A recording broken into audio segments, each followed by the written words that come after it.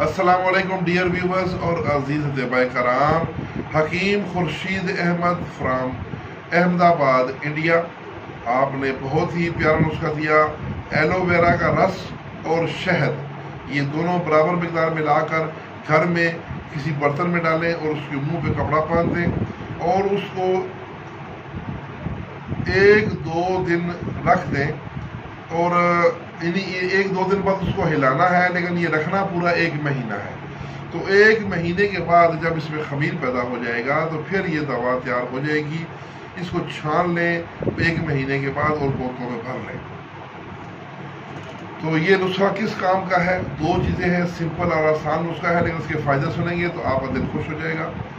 پرانے بخار، کمی خون، کمزوری، جنڈس یعنی پیلا یرقان، پیشاب رک کر آنا، جلن سے آنا اور پیشاب کم آنا، کمی بھوک میں کمی، بھوک نہ لگنا، شوگر والے مریضوں کو اور حاملہ کو نہ دیں.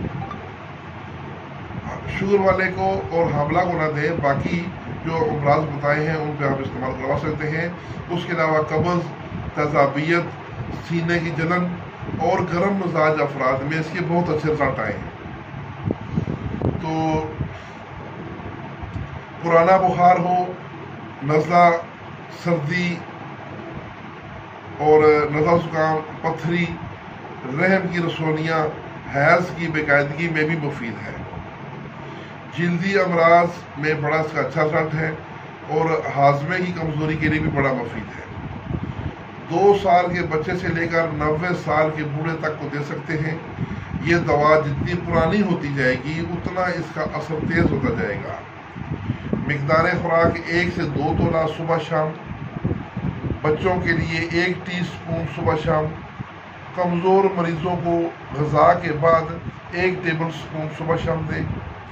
تو حکیم خورشید احمد صاحب کا موبائل نمبر 0091 9909822879. تو اس کے ساتھ ہی اجازت. والسلام.